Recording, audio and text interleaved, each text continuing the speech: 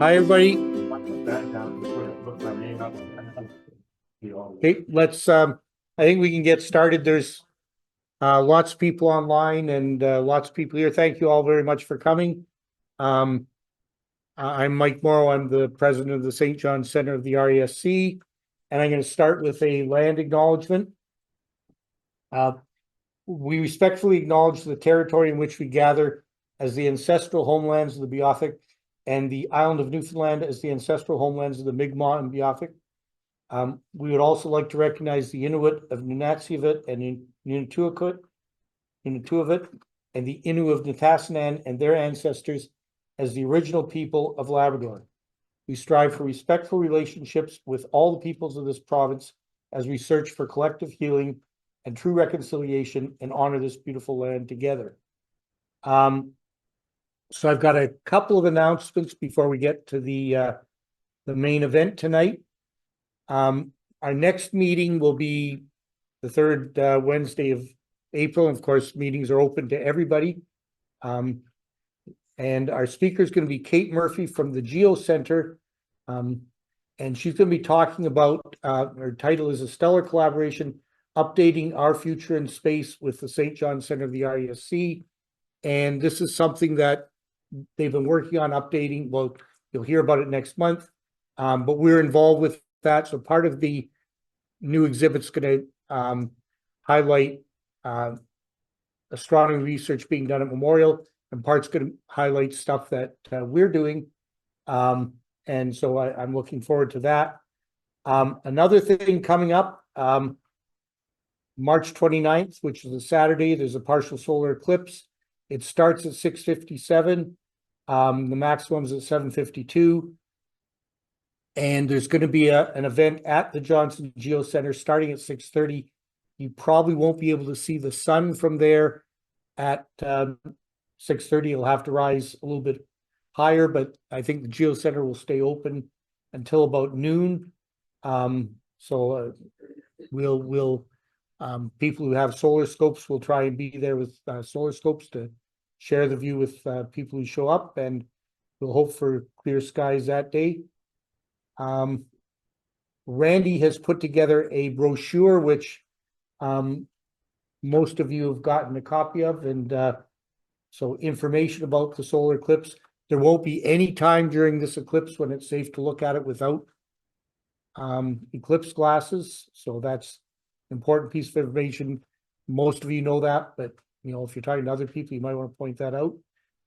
There are still some eclipse glasses around, and they will have some at the Geo Center. And Randy has some here. Oh, that's what that box is there. So if you've lost your eclipse glasses, then there's a chance to pick some up. If you look at the online Journal of the RASC, you may have already seen this, but if you get the paper copy, you'll see it when it arrives soon. Hilding Nielsen, whose office is across the hall, but he's a member of this center. He's going to be a new columnist in the Journal of the RASC, and his column title is Mostly Variable Stars, which is his research area. But if you know Hilding, it's going to be a pretty wide-ranging column, including some of his some of the things that you learn through the lens of two-eyed seeing, which is sort of the indigenous way of looking at things. And the first column is really just introducing it, but it's still a very interesting column, and I'm looking forward to seeing lots more of those. Also, the deadline for the astro imaging contest is the end of the month, and I'm not going to go through all the details. I've gone through this a few times now. It's up on the webpage. The main thing is the deadline is coming up. And for visitors, our meetings the third Wednesday of every month are open to anyone. You don't have to be a member, but if you do join, there are some benefits. One of which is our chat group, RASC NL Talk, and you'll be seeing some of the images that have been shared on there, but it's also good for, it's a members only group. It's good for shared observations and alerts and mentoring. A lot of mentoring goes on there. I've been getting a lot of help with my new camera. There's a weekly and a monthly bulletin, And with that, we do get to the main event. I'm very pleased that welcome Bethany Downer, who we're going to hear about her work with the images and communication from Hubble and James Webb. And I should have put your bio on this page, but are you working for ESA or so the European Space Agency?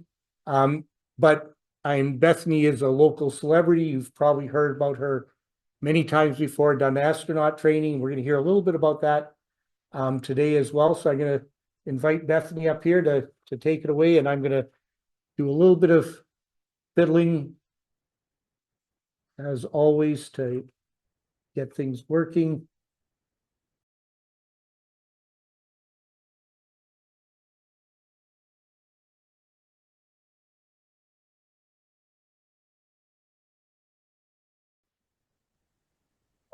Thank you, guys.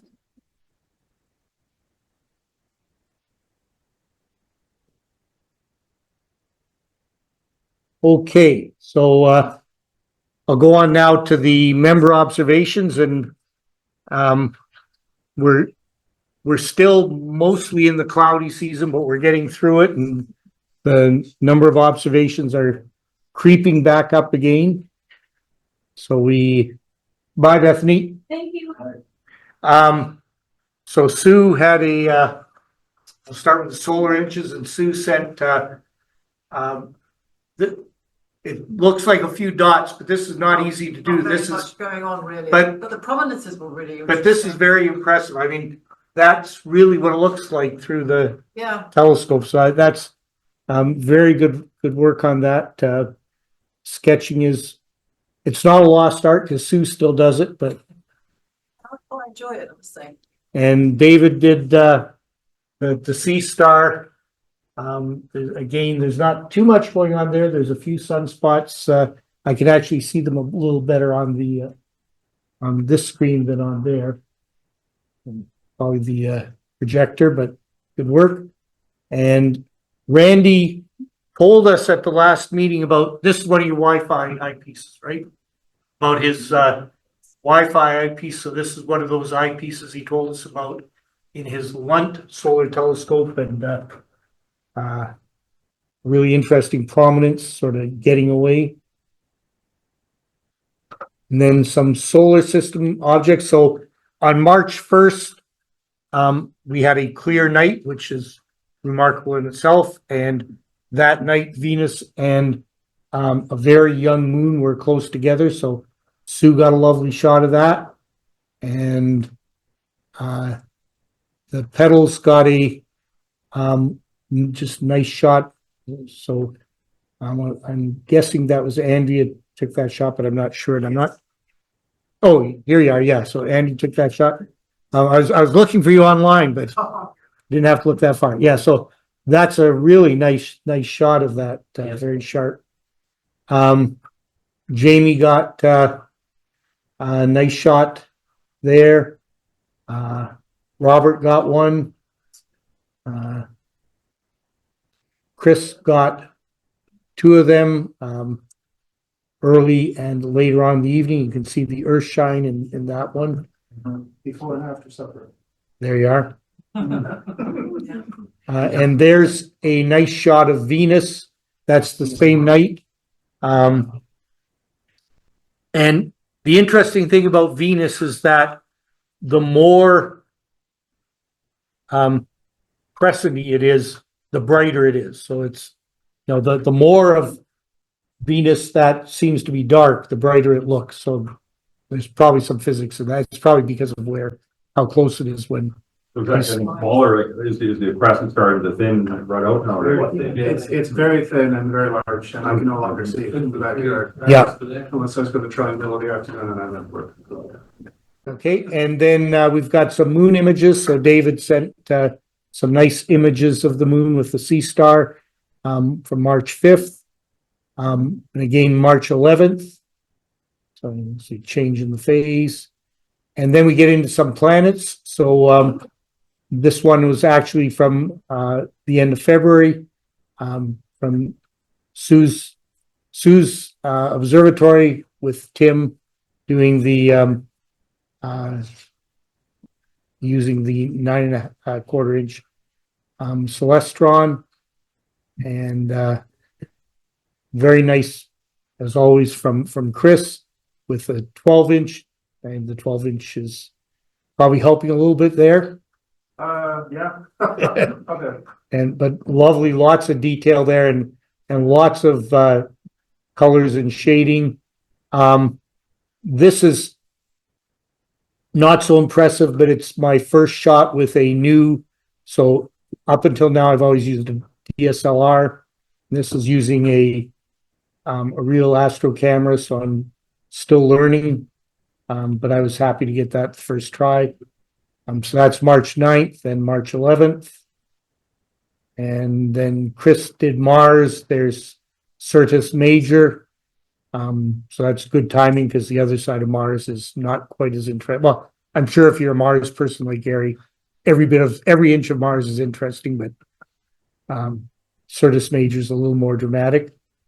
Again, the detail you get out of the 12-inch meat is amazing. And then we had something happened last week. So we got one or two pictures of this. So Nikolai started out 4:30, just amazing picture. And you can see the eclipse there, and you can see the moon looks a little funny. Randy had a lovely picture, just with I guess that was your camera on a tripod. And I assume Jim is online. A beautiful picture, Jim. Jim was out for Jim. Are you online? Jim is not online. Oh, He is on camera meeting. Oh, okay. But I think Jim was out for. Jim's noticeable because he was out before the eclipse started, right? Yes. He left the house at 2:30 in the morning to set up by the Quidividi Lake. But I mean, the result speaks for itself. That's an amazing picture. So tell Jim we like his picture. Okay, I will do. Thank you. And so this is actually, I got these in the wrong orders. Oh no, not really. So this is just before totality, and this is just before the end of totality.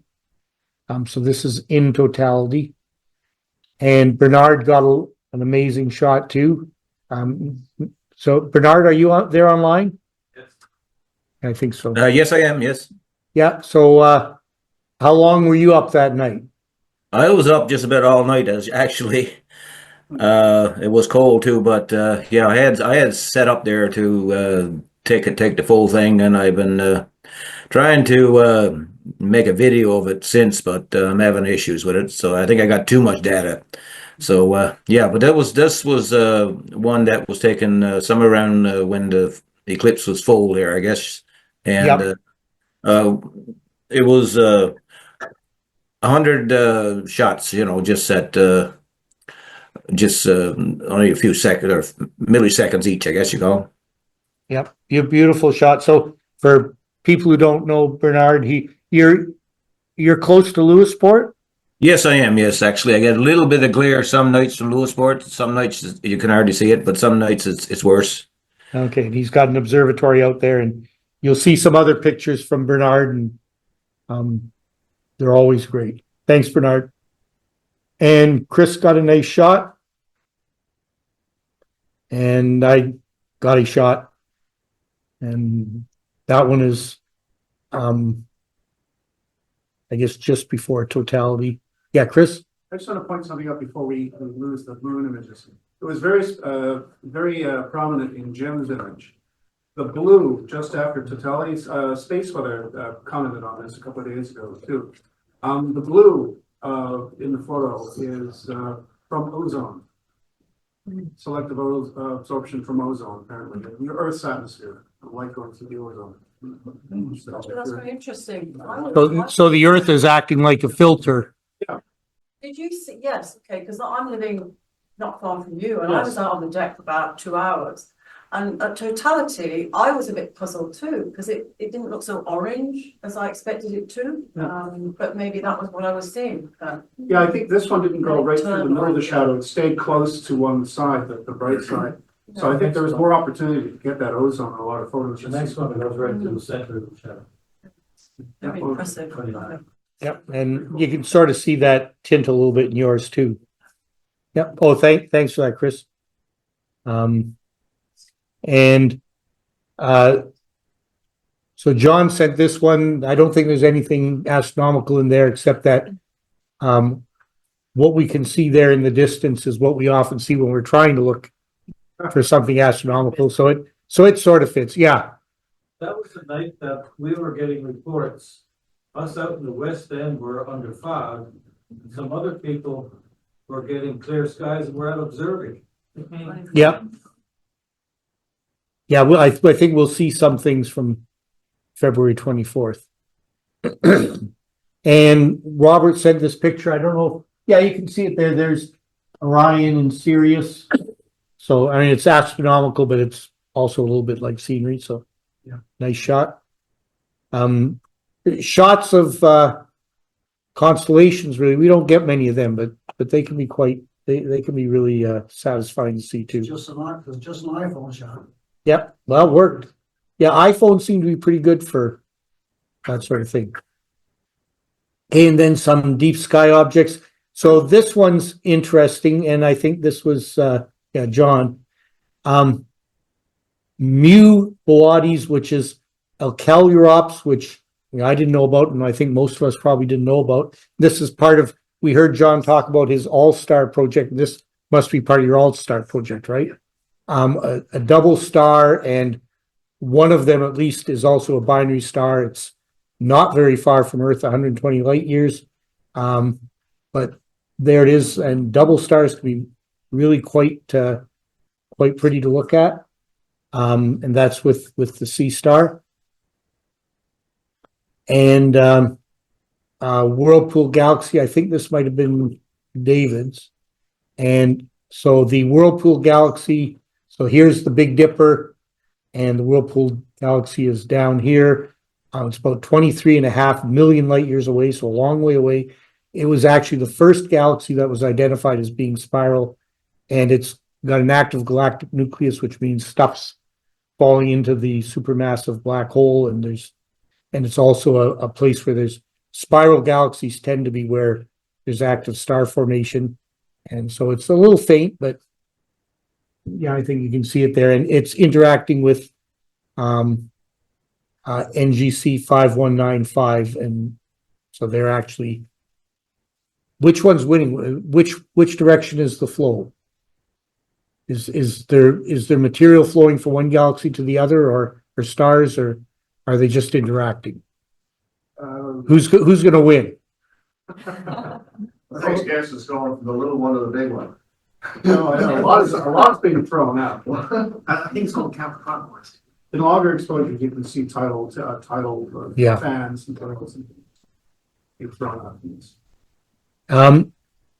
And Robert sent an image of the Black Eye Galaxy. So Leo, there's the Big Dipper, there's Boades and Arcturus. So it's sort of in that neighborhood near Coma Berenices, which is not a very prominent constellation, I don't think. 17 million light years away. And the interesting thing about it is there's a band of dust you can just see in there, which is where it gets the name from. Yeah, that shows up pretty well. And this one is interesting. So we'll see in a second who sent it in. Messier 40. Oh, David, yeah.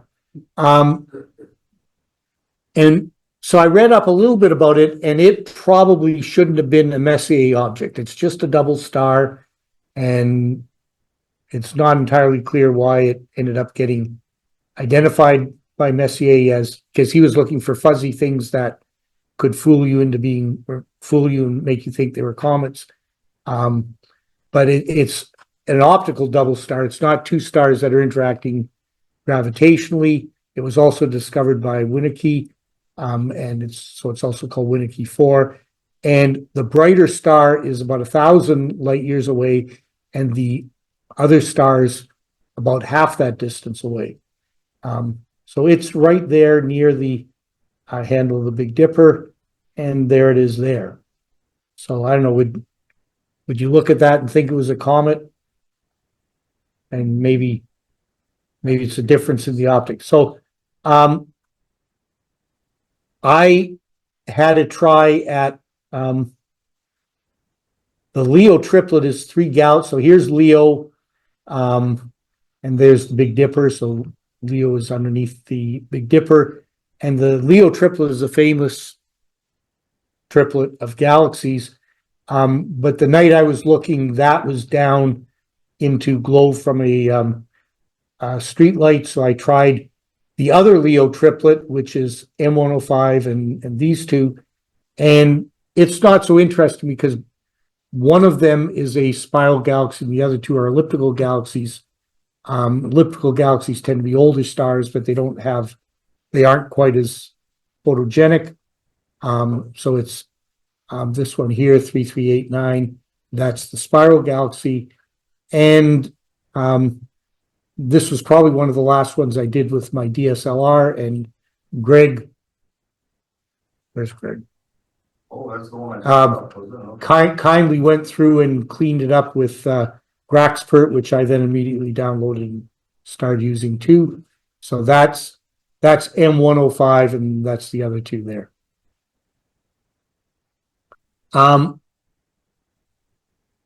The Bode's Galaxy M81 and M82 are favorites, and the way I always find them is here's the Big Dipper. I go diagonally across the Dipper, and then out about the same distance and just sort of curve up a little bit, and there they are. They're both about 12 million light years away. M81's a really nice spiral galaxy. M82's a starburst galaxy, lots of new star formation going on there, and maybe it's happening because of perturbation from M81. So there's a shot from Jim Johnson. So there's M81 and M82, and you can just sort of see in some pictures that what's going on here in the center is quite red. But you can see the really nice spiral structure there. And Greg did one of those as well. So M81 and M82. And then Jim using, you may have seen that for many of Jim's pictures, he was using an 8-inch edge HD, and which was actually borrowed from someone we're probably going to be meeting sometime soon, but I guess not tonight. But that's going to go back to that person now. So Jim bought another long focal length telescope and got an amazing picture of M81, and you can see the dust lanes and things. And David also got M81 with the C star. You can see the spiral structure very nicely. And then a couple of pictures here, one from Bernard and one from Robert. The Jellyfish Nebula, which might be the remains of a supernova a long time ago, about 5,000 light years away. And then emission, the Flaming Star Nebula is an emission and reflection nebula. There's a star in there that's sort of lighting it up. And one of the things I saw when I looked this one up, which was interesting, I have no way of knowing if it's true or not, but they can actually look at what's called the proper motion of an object, and somehow, and Chris might know more about this, they figure out that this star, and at least the star that's lighting up the Flaming Star Nebula, actually started somewhere down near Orion. Does that make any sense? Yeah, well, year by year, there's a drop of motion on the sky. So that one must be moving quite a bit for them to Yeah. be able to figure that out. Anyways, here's Bernard's Jellyfish Nebula. Again, Bernard, a very lovely image, lots of stuff going on there, really nice colors and very sharp. And Roberts, this is the Flaming Star Nebula. There's the star that's lighting it up. So it's a reflection and emission nebula. And then a favorite, the Cone and the Cone Nebula. John Nugent got that with the Sea Star. So whenever the Cone Nebula comes up, there's always some discussion about which part is actually the cone. As I see something down here and something up there. Anybody want to jump in on that? How far is the custard? Yeah, well, the Christmas tree cluster must be this, so The bottom one is the cone. that's the Supposed to cone. be a volcano, Okay, not an ice cream cone. so the Christmas tree cluster and there's the cone, okay. Because that sort of looks like a Christmas tree too, but it's the Christmas tree cluster that has to be that. Anyways, John, It's upside down. if you're there, lovely picture. Do you want to say a word about that? The thing to note here, this is with a Sea Star, and this is 8.6 hours. So, you there, John? Yeah, no, it was it was three So- nights, I think it was. So you don't have it mounted equatorially though, do you? No, not yet. So how do you I will deal with shortly. how do you deal with the rotation? And, is this just a very small piece of your picture? No, that's almost full size. I think it was probably taken a lot towards as it reached the meridian. Oh, okay. So okay, very clever. Okay, Yeah. good. Anyways, lovely picture. It just shows what you can do, and what you can do with a Sea Star is pretty amazing if you're prepared to put in 8.6 hours collecting the data. So good work. We had a number of pictures from, of course, this time of year, although we're getting to the end of this time of year, around Orion. Oh, I've got kind of a jumpy mouse here. And so we got pictures that are going to go from M78, Messier 78, come on, stay there, which now on Stellarium is called Casper the Friendly Ghost Nebula. The people who've been doing this for much longer than me, that's not a traditional name, right? They seem to have come up with a lot of these names. I won't bother with an adjective. And you'll see maybe that's okay. And then, of course, there's a lot of stuff going around Orion. It's the Orion Molecular Cloud Complex. And so it's why it's such a rich area. We get down to the Belt, Alnitak, and then the Flame Nebula is in around here. The Horsehead Nebula is in here, so that's a dark nebula in front of a hydrogen alpha emission nebula, and then down towards the Orion Nebula, which is a place where there's a lot of star formation going on in the Running Man Nebula. So Jim Johnson did an image here with the Red Cat 51, which is a small but very impressive telescope. From there's M78, the Flame Nebula, and the Horsehead Nebula. And then he mosaicked that with an image from the fall. So that's, and I guess his plan is to sort of fill in the gaps and get an amazing image, which is going to be pretty big, but you can just see the whole sweep of things. And there's stuff happening out around this as well, which when he fills that in, you'll see more of the molecular cloud complex. Jim's not online tonight, I don't think. So beautiful image. And then sort of focusing in a little bit more on this region, again, same thing, Flame Nebula. There's one from Jim. Again, just an amazing shot. This is with his long focal length telescope now. And I did this one of the Orion Nebula with the new camera I got.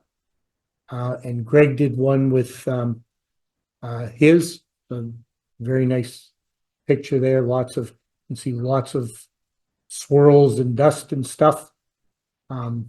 Slightly different palette.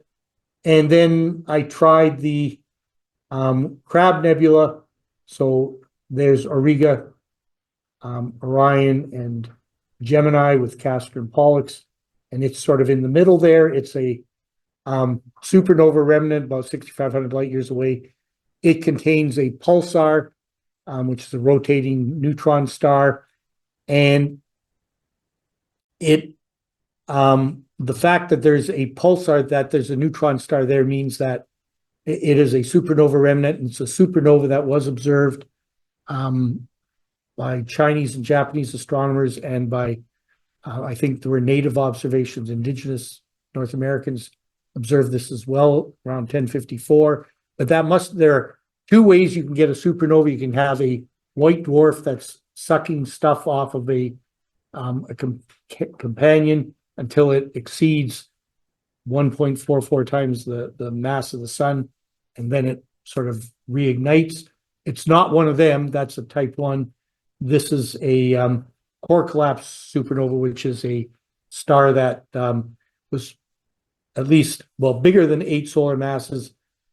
This one was probably 9 to 11 or so. That gets to the end of its life, eventually makes iron in the core, and then it can't support itself, and the outer layers collapse in, and that's more or less right, eh? Yeah. Close enough. Anyways, I had a lot of trouble that night because I found out that again, using my new camera, I needed a computer, which I didn't need with the DSLR, and I used Cynthia's computer, which turns itself off as soon as it gets to 0 degrees. So I'm going to be looking for something different to do this with. So this was quite painful. I had to keep going out, starting up the computer, letting it run for a few images, and then going back out. But anyways, that's it. Oh, no, of course it's not it. So Bernard, get ready to speak again. The Witch Head Nebula down near Rigel. It's a very faint reflection nebula. You won't think it's faint when you see Bernard's image, but it is. It's also likely a supernova remnant. And there it is, Bernard. That's just amazing. Can you say a little bit about that one? You said it was 1 minute exposures, but you didn't say how many in your post. Well, it was 6 hours altogether over 2 nights. I didn't mention that 2 nights, but it was back in February, early February there, the 3rd and 4th. So yeah, I wanted to try to get something that was going to look real good. So anyway, that's what I went for. The Wedge Head. That was just before it got too far west, I guess, and you couldn't get it anymore. But yeah, I did a lot of tweaking and processing and all this kind of stuff, and yeah, it turned out pretty good, I think. I think we all agree with you on that. And you're using a Sharp Star 61, so that's a fairly small refractor, right? Yes, it is. Yes, I just mounted on top of the mead that I have there, the 12-inch mead. I just put it on there, so. And let it guide, the mead guides that one, I guess you call it. So does this give you a fairly wide field? And is this object so big that it fills up the field of that telescope, or have you cropped this a lot? I cropped it a little bit, but not a lot. I don't think so. That was zoomed in pretty good on that one there. It's pretty. Okay, so this is a pretty big object. Yes. Dark sky with no LPR filter, just the UV and IR only. Yeah, well, he's out in Lewisport, so, or not even. You're not even in the bright lights of Lewisport. You're outside. You're far enough away so that Lewisport isn't even bright. Anyways, Yeah, thank yeah, you I'm in the very- woods there in the cabin. Yes, and I got my observatory there. Yep, okay, thanks a lot, Bernard. Okay. And that's it. So Robert, you want to come down and do the sky this month? Yeah, sure. See, oh, there it is there, so I'll.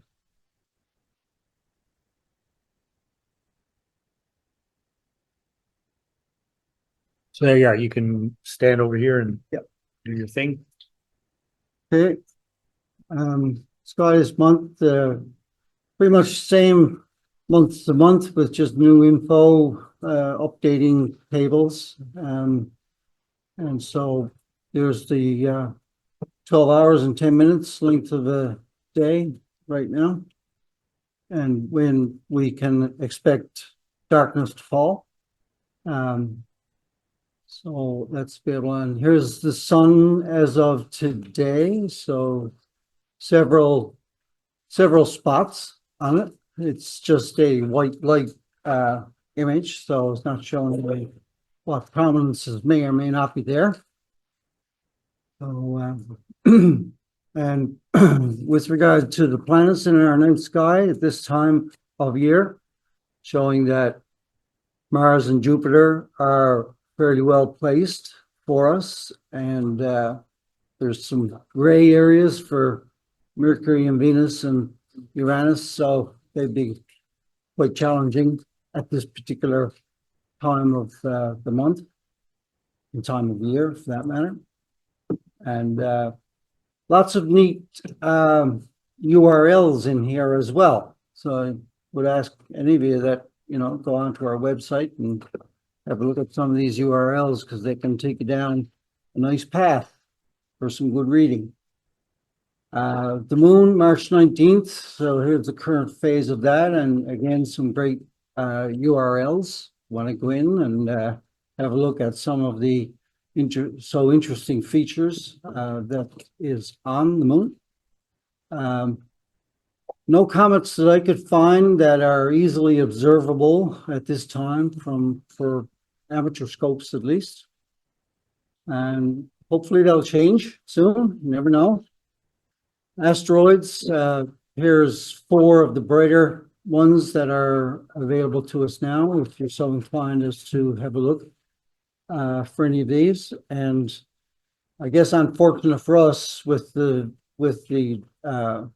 we don't get so many clear nights, but if you had a couple of nights in a row, you could image some of these and compare the photo from one night to the next or over a period of time, and you'd be able to see that has moved in the sky. Otherwise, it's just another point of light. Here's 10 deep sky objects for this time of month, and 10, this should say deep sky telescopic. I missed the word. And 10 binocular deep sky objects. Now, some of them are duplicate because you can see it in either. And a challenge deep sky object for this month, Able 30. It's probably a cluster. And as already mentioned, just a little bit in here about the eclipse coming up. Begins maximum, when it's maximum, and the end time duration. And a link if you want to go in and have a closer look at what can be expected with that, barring clouds. Supernova, that is possible with a larger instrument, because if you look at these magnitudes, they're fairly faint, but you can still see the point of light nonetheless. And these would probably be in a galaxy, in a host galaxy, and the galaxies are mentioned there. So to find it, you wouldn't necessarily need the RA and DEC. You could just go to, if you could find that with a star map or a computerized telescope, the NGC numbers are listed there for you to be able to find that. And our yearly meteor showers, so the next coming up will be the Lyrids. And on April 21st and 22nd, let's hope it's a nice, warm, clear night. Right? So we can get out and have a look for a few of them. International Space Station passes, that's happening right now. And so there's 8 or 9 listed there.